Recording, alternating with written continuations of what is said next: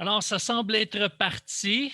Bien, merci d'être là. Merci de prendre part à cette mini-conférence. Conférence qui devrait durer environ 30 minutes. Et oui, on continue dans cette série-là, cette série qui est diffusée, disons, dans le mois de l'amour. C'est ce que j'appelle ce mois, le mois de février, je l'appelle le mois de l'amour. Et donc, cette série, c'est les secrets d'une relation d'amour harmonieuse. Tous les mercredis du mois de février, il y aura une partie. Et aujourd'hui, c'est la partie 2, contribuer au bonheur de son âme sœur. Donc, si on est en couple, on ne veut pas seulement recevoir de l'amour, on veut en donner. Pourquoi? Parce que lorsqu'on est en position de donner de l'amour, lorsqu'on contribue au bonheur de l'autre, mais on se sent heureux. Et on se sent heureux et ça amène une dynamique amoureuse qui est très riche, qui est très bonne, qui est très plaisante. C'est drôlement intéressant de vivre une relation d'amour enrichissante. C'est ce qu'on souhaite tous, c'est ce qu'on veut. Alors, comment je peux contribuer au bonheur de mon âme sœur?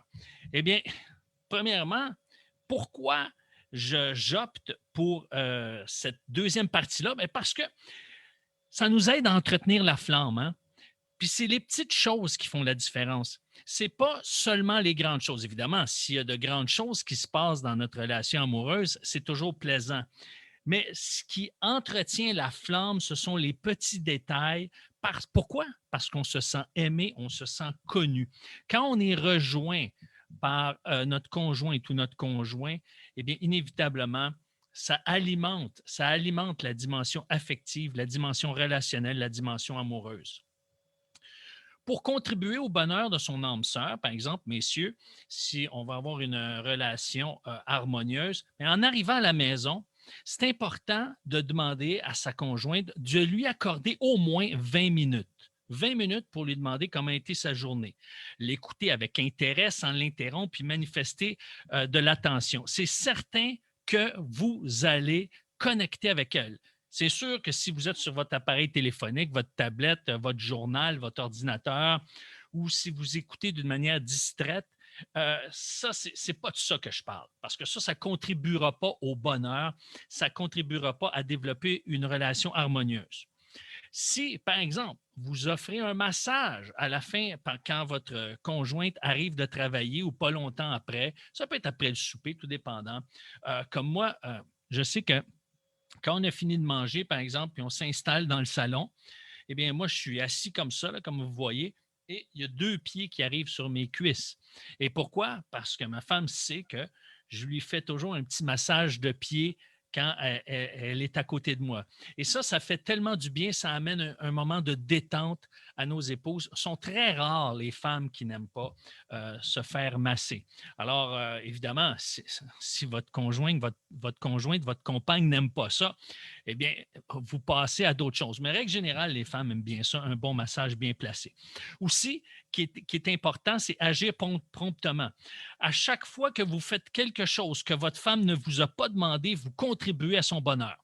Vous ne lui demandez jamais si elle a besoin d'aide. Vous le faites. Vous lui demandez jamais si elle a besoin d'aide pour laver la vaisselle. Vous allez laver la vaisselle. Vous lui demandez jamais d'aide. Vous lui demandez jamais si elle a besoin d'aide pour sortir les sacs d'épicerie de l'auto. Vous allez les chercher et vous l'aidez. À chaque fois que vous la voyez avec un besoin, vous sautez sur l'occasion. Évidemment, elle va se sentir aimée. En hiver, par exemple, s'il fait froid, vous voyez qu'elle grelotte un peu, bien, vous allumez le chauffage, parce que normalement, quand vous avez froid, vous allumez le chauffage et elle va remarquer que vous passez à l'action pour elle en disant « Ah, je remarque que tu as froid, eh bien, je vais allumer le chauffage. » Et ça, là, sans qu'elle le vous demande, ça fait toute la différence. Ça, ce sont des petits détails que moi-même, dans ma vie, je veux travailler puis je veux améliorer parce que je sais que ça contribue à une relation harmonieuse puis ça contribue justement au bonheur de mon âme sœur, de ma conjointe, de mon épouse. Si c'est un feu extérieur, par exemple, eh bien, l'été, ça vous arrive de faire un feu à l'extérieur et que ce soit sur votre terrain de camping quand vous louez un espace, que ce soit chez vous en arrière. Bien, commencez avec un feu modeste, puis à chaque fois, aller chercher une bûche pour l'alimenter. Et là, elle va voir que vous contribuez à son bonheur, à son bien-être. Si vous partez un gros feu puis vous le laissez s'éteindre, ça n'a pas le même impact chez une femme que si vous vous levez à chaque fois aller chercher une bûche. À moins que, à chaque fois qu'elle vous parle de quelque chose de sérieux, vous vous levez puis vous l'interrompez. Là, c'est une autre histoire. Il faut user de discernement, évidemment. Euh, bon, moi, c'est une chose là, sur laquelle je travaille en ce moment. C'est lorsqu'on écoute la télé et qu'il y a des publicités à l'écran. Ce qui arrive normalement, quand il y a des publicités, bon, on est concentré sur ce qui se passe, que ce soit les nouvelles, que ce soit une émission, que ce soit une série, que ce soit un film. Il y a des publicités. Bon, OK. Bon, évidemment, si on écoute un film qu'on a loué ou sur une chaîne continue, il n'y a pas de publicité. Mais règle générale, ce qu'on écoute, il y a des publicités. Et moi, je suis le style, quand je regarde, je visionne une émission, un film, un épisode, quoi que ce soit, je suis arrivé devant, je suis concentré. Là, arrive la publicité. Là, je me mets à regarder le jeu d'acteur, je me mets à écouter les lignes, tout ça. Même si c'est une publicité, j'embarque. Alors, moi, ce que je suis en train disons, de me reprogrammer, c'est que quand arrive la publicité, de me connecter sur mon épouse en disant, par exemple, est-ce que tu as aimé le jeu d'acteur? Si on écoute les nouvelles en disant, hey, qu'est-ce que tu en penses de ce qu'on vient d'entendre? Pour reconnecter avec elle, là, vous allez gagner des points et vous allez contribuer à une relation harmonieuse. Parce que normalement, ce que les hommes font, c'est qu'ils prennent la télécommande. Qu'est-ce qui arrive pendant les nouvelles? Ils vont passer d'un poste à l'autre, ce qu'on appelle zapper. Alors, ils vont cliquer sur la... Alors, ce qui est préférable, c'est cliquer sur le bouton de la télécommande sourdine, se tourner vers son partenaire, sa partenaire, et lancer la conversation. Elle va sentir que tu t'intéresses à son opinion à ce moment-là. Donc, c'est important aussi de planifier des petites escapades romantiques. Là. Bon, je sais qu'avec le confinement, c'est un peu plus difficile, mais il y a quand même moyen de s'organiser. Puis à l'occasion d'en planifier, que ce soit une sortie, par exemple, à l'hôtel, une sortie à un endroit où est-ce que c'est disponible, évidemment. Bien, de la planifier, de tenter de planifier le maximum de détails.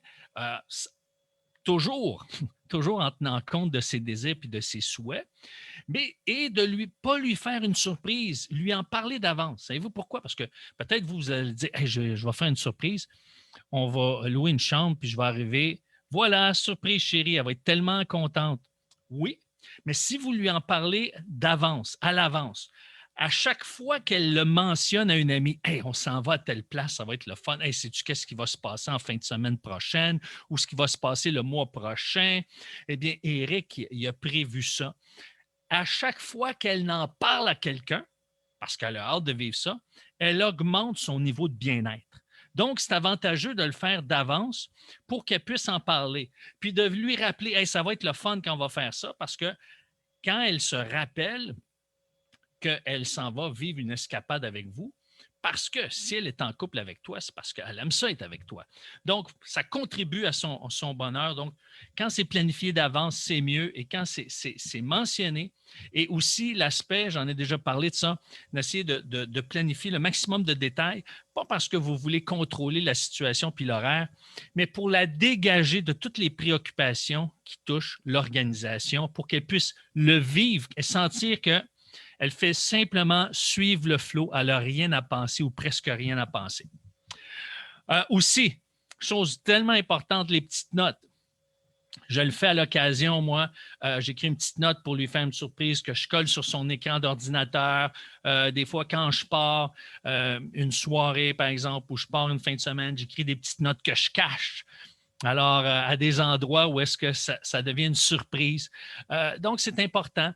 Si elle va travailler à l'extérieur, la cacher dans sa boîte à lunch, je fais le coup à mon épouse et elle me fait le coup aussi. C'est toujours plaisant. J'ouvre ma boîte et puis j'arrive pour prendre un sandwich, par exemple. Il y a une petite note. Ça fait tellement chaud au cœur. Et ça contribue à une harmonie. Ça contribue au bien-être de son partenaire, sa partenaire. Mais si vous n'êtes pas très « je ne sais pas quoi écrire, je suis toujours en train d'écrire la même chose », vous pouvez acheter une carte. Vous pouvez même l'acheter au Dollarama. Vous allez voir une carte puis qui qui est déjà préécrite, mais en mettant juste quelques mots, peut-être souligner certains mots vraiment qui expriment ce que vous voulez dire. Et savez-vous pourquoi ça va la toucher, même si c'est une carte achetée?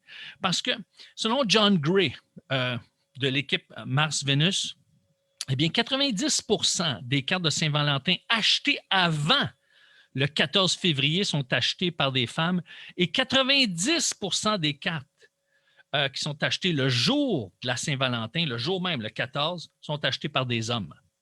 Donc, les femmes achètent d'avance parce que pour elles, c'est important. Pour nous, les hommes, c'est parce que ça fait partie de cet anniversaire, donc je le fais par commodité puis parce que c'est la bonne chose à faire. Alors, qu'est-ce que ça lance comme signal? C'est que puisque les femmes sont empressées à le faire d'avance parce que c'est important pour elles, et ça a une plus grande valeur que pour nous, les hommes. Donc, c'est important à considérer ces éléments-là. Maintenant, j'ai parlé beaucoup de ce qui peut contribuer au bonheur, par exemple, de sa conjointe, de sa partenaire, mais on va aller de l'autre côté. Maintenant, mesdames, comment vous pouvez contribuer à notre bien-être? Bien, en manifestant de l'appréciation. Et ça, là, c'est un incontournable chez les hommes. Dans la majorité, pour la presque totalité des hommes, ce qu'on a besoin, c'est sentir qu'on est apprécié pour ce qu'on fait. OK? Puis ça, c'est pas un secret. Hein? On dit toujours que les femmes sont beaucoup plus dans l'être et les hommes dans le faire. Maintenant, vous allez dire, oui, mais là, si on manifeste de l'appréciation pour ce qu'il fait, il ne sera pas dans l'être. Non, au contraire. Il va être plus dans l'être s'il est reconnu dans son faire. Oh, pardon. Il va être plus dans l'être s'il est reconnu pour son faire. Et donc, mesdames, si vous voulez contribuer au bien-être de votre partenaire, accordez-lui ce qu'il aime. S'il aime aller faire une sortie, s'il aime s'évader une soirée entre amis, s'il aime aller dans son sous-sol ou s'il aime, par exemple, écouter un spectacle de musique tout seul, tranquille, accordez-lui. Parce que savez-vous qu'est-ce que ça va faire? Il va changer son regard sur vous. Il va vous apprécier davantage. Et n'oubliez pas, les hommes sont comme des élastiques. Ouais, n'ayez pas peur qu'il en abuse parce que plus qu'il s'éloigne de vous pour vivre son temps tout seul ou parce qu'il veut vivre justement un moment d'évasion, entre guillemets, mais plus qu'il a le goût de revenir puis de reconnecter. Et à chaque fois que vous manifestez une appréciation pour ce qu'il fait, pour les efforts qu'il fait, eh bien, ce que ça fait, c'est que ça le rapproche de votre cœur. Et plus vous allez remercier un homme, la recherche démontre, plus vous allez être reconnaissant envers ce qu'il fait pour des petits détails, plus il va vouloir en faire pour vous. Puis surtout, s'il ne vous demande pas si vous avez besoin d'aide, puis il le fait. Mais maintenant, s'il vous demande avez-vous besoin d'aide, dites-lui oui, dites pas non. Parce que vous peut-être vous dites ah ben là, il me l'a demandé, puis il n'est pas supposé de le demander, il est supposé de le faire. Non, dites-lui oui. Et vous, messieurs, apprenez à aller de l'avant, aller au-devant. Ça, c'est bien important. Maintenant, il y a juste une petite chose que je veux mentionner, c'est que c'est important qu'on n'exige pas à l'autre. Tu sais, si vous écoutez cette capsule-là ce soir, dire ouais, ben là, Eric a dit tu devrais faire ça, puis de lui exiger. Ça ne crée pas une relation qui est harmonieuse.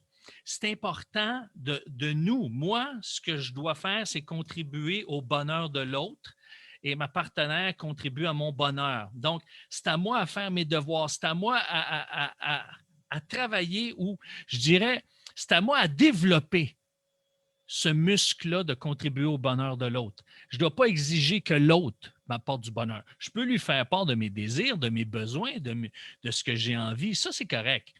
Mais pas de manière à ce que ça soit exigé, parce que là, ça enlève juste cet élan d'amour qui est là.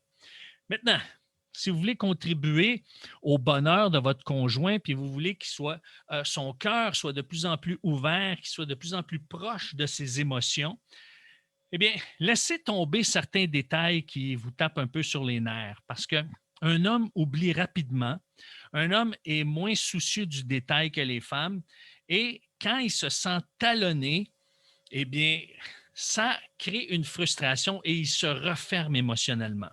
Alors, s'il fait une erreur et puis qu'il y a quelque chose qui vous blesse ou qui vous dérange ou c'est vraiment, ça devient insupportable, mais là, dès qu'il vous demande pardon, laissez pas traîner, laissez-le pas mijoter trop longtemps en disant « Ah, je vais y faire endurer la douleur parce qu'il me fait mal ».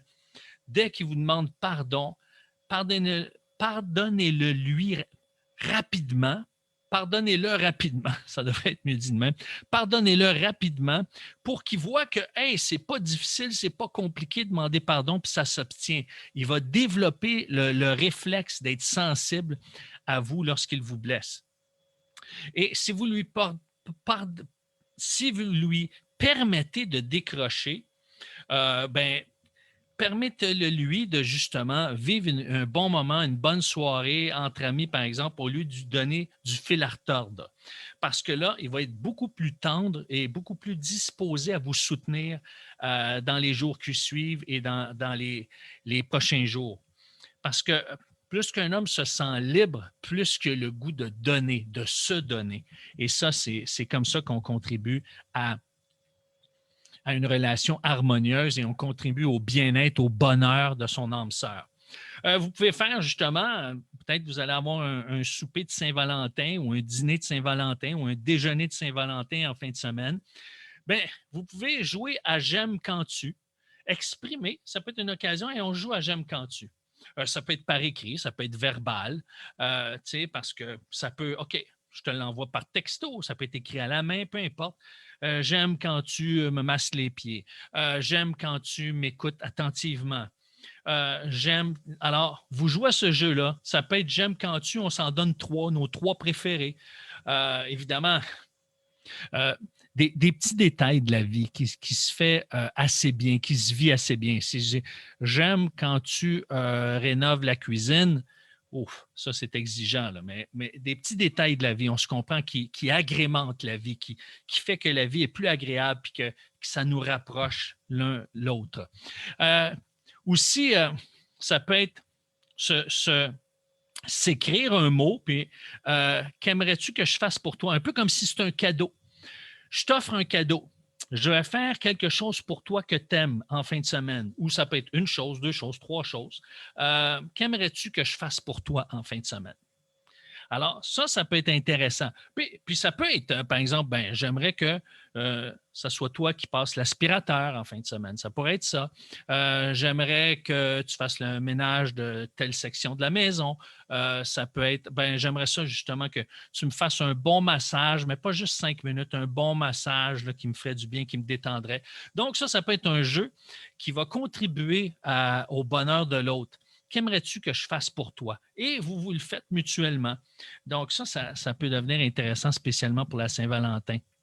Alors, ce sont des petits détails que je voulais vous communiquer qui vont agrémenter votre vie et va vous rapprocher, vous faire sentir que vous êtes précieux l'un pour l'autre. Et c'est important d'aller dans les deux sens. Et ça rallume la flamme. Ce sont des petites attentions qui font toute la différence.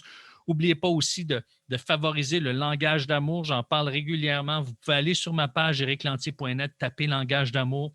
J'ai des capsules là-dessus et ça va pouvoir vous aider à peut-être avoir des repères pour contribuer au bien-être de votre conjointe. Et c'est important de savoir ce qu'on veut, OK? Savoir ce qu'on désire. Parce que je ne peux pas savoir ce que je veux si je ne sais pas à quoi ça ressemble. Hein? Voyez-vous ici, on a de la difficulté à voir c'est quoi qu'il y a sur l'image. Si je n'ai pas une vision claire de ce que c'est une relation harmonieuse, une relation d'amour harmonieuse, si je ne sais pas d'une manière claire c'est quoi qui fait du bien à ma conjointe, à ma partenaire, ce qui fait du bien à mon conjoint, mon partenaire, mais ça va être difficile pour moi de pouvoir être aimable et contribuer à son bonheur. Mais si j'ai une vision claire de ce que je veux, si j'ai une vision claire de ce qu'il veut ou de ce qu'elle veut, eh bien, je vais savoir à quoi ça ressemble et ça va être beaucoup plus facile pour moi ou pour toi d'y aller, d'aller de l'avant. Alors, c'est pour ça que je veux t'offrir un cadeau. Moi, j'aime ça dans ces conférences-là, offrir un cadeau parce que je veux contribuer à ton développement. Je veux contribuer à l'harmonie dans ton couple. Donc, je t'offre une rencontre pour faire le point, pour visualiser un avenir harmonieux. Peut-être que justement, comme tu ne sais pas à quoi ça ressemble, c'est quoi ça, une relation harmonieuse? c'est quoi une relation d'amour où est-ce qu'on contribue aux besoins de l'autre? Peut-être pour toi, ce n'est pas clair. Alors, si c'est dans ton cas, ben moi, je t'offre une rencontre pour que tu puisses commencer à avoir un focus, contribuer au bonheur de l'autre pour que tu sois celui ou celle qui va ramener l'harmonie dans le couple, qui va réallumer la flamme. Et donc, ça va t'amener plus que ta vision de ce que c'est puis de ce que tu veux, de ce que tu recherches va être claire, plus que ça va t'amener à cheminer vers le changement et à passer à l'action. Et règle générale, moi, quand je suis des individus qui veulent justement contribuer à avoir une relation d'amour harmonieuse, normalement, quand il y en a un qui se met de l'avant vers le changement, l'autre suit. Pourquoi? Parce qu'on répond à l'amour. Quand on se sait aimer, on se sent aimé, ça donne le goût d'aimer l'autre. Le danger, le piège, c'est d'essayer d'aimer l'autre comme nous, on voudrait être aimé. Alors, qu'on doit aimer l'autre comme lui veut être aimé ou comme elle veut être aimée. C'est ça qui fait toute la différence. C'est parce qu'on se sent connu et on sent qu'on est apprécié pour qui on est. Et c'est ça qui fait toute la différence. Alors, le premier pas, tu m'écris à mon adresse courriel que tu vas voir tout à l'heure. Je vais t'envoyer un petit questionnaire. C'est très rapide pour que tu puisses évaluer justement, ouais, il y a tel aspect dans ma vie là, que ça, c'est par exemple 2 sur 10. Tel aspect dans ma vie, ça, c'est 5 sur 10. Ça va t'amener à avoir de la clarté sur ta réalité présente. Et plus que ta réalité présente va être claire, plus que ça va t'amener à comprendre qu'est-ce que tu désires et qu'est-ce qui peut être amélioré. Alors, parce que, oublie pas, comme je l'ai mentionné tout à l'heure, je ne peux pas savoir ce que je veux si je ne sais pas à quoi ça ressemble. Donc, c'est pour ça que je t'envoie un petit questionnaire pour que tu puisses avoir une vision plus claire. À quoi ressemble ma relation amoureuse aujourd'hui? Et maintenant, je veux comprendre qu'est-ce que je veux de ma relation amoureuse. C'est quoi une relation amoureuse épanouie, enrichissante, harmonieuse? Et comment moi, je peux contribuer à la rendre harmonieuse et enrichissante, cette relation-là. Et c'est ça qu'on va faire ensemble, qu'on va vivre ensemble pendant 45 minutes, sans aucun frais, c'est gratuit. Tu m'écris à l'adresse qui est à l'écran, Éric Lantier, @marsvenuscoaching.com, parce que je fais partie de l'équipe de John Gray, l'équipe de Mars Vénus. Donc, c'est Éric Lantier, c'est mon nom, @marsvenuscoaching.com. Tu m'écris à cette adresse-là et puis on va se rencontrer 45 minutes juste pour faire de la clarté. Et déjà là, ça va contribuer à améliorer ta qualité de relation parce que plus que tu vois clair, plus que tu as une vision claire de ta relation et une vision claire de ce que tu veux, eh bien, ça va t'amener à vouloir aller de l'avant dans la direction qui va t'amener une relation amoureuse de qualité. Alors, les 2 autres segments, parce que je vous ai dit que pendant le mois de l'amour, à tous les mercredis, il allait avoir une rencontre comme ça. Eh bien, la semaine prochaine, 17 février, comment le passé affecte ma relation amoureuse? Peut-être que c'est ça qui se passe, c'est qu'il y a des éléments du passé qui font en sorte que je ne vois pas clair. Je ne vois pas comment je peux contribuer au bien-être de l'autre, puis je ne vois pas comment l'autre peut contribuer à mon bien-être parce qu'on se blesse mutuellement. Il y a peut-être des éléments du passé qui affectent ta relation amoureuse. Et on va terminer cette série-là sur une relation d'amour harmonieuse avec les secrets de la passion le 24 février. Même heure, même page, 20 heures sur cette page. Alors, si tu as des questions, des commentaires, si tu veux cette rencontre-là pour amener une clarté, pour justement savoir ce que tu veux, pour voir plus clair sur ta réalité présente, pour mieux comprendre ce que tu désires, ce que tu veux, tu m'écris à Éric Lantier, @marsvenuscoaching.com. Sur ce, je te souhaite une bonne fin de soirée. Merci d'avoir été là, c'est bien apprécié. Je t'invite à aller sur ma page Facebook pour aller voir d'autres capsules qui peuvent t'intéresser et tout ce que je produis qui est diffusé sur les réseaux sociaux, que ce soit sur YouTube, LinkedIn, Twitter, Facebook, eh bien, c'est sur ma page ériclantier.net. C'est pas compliqué, ériclantier.net. Sur ça, je te souhaite une bonne fin de soirée et je vous souhaite une belle Saint-Valentin, que la fête de l'amour puisse amener une belle énergie, une belle atmosphère, une belle harmonie et une belle mélodie d'amour. Alors, bonne soirée. Ciao!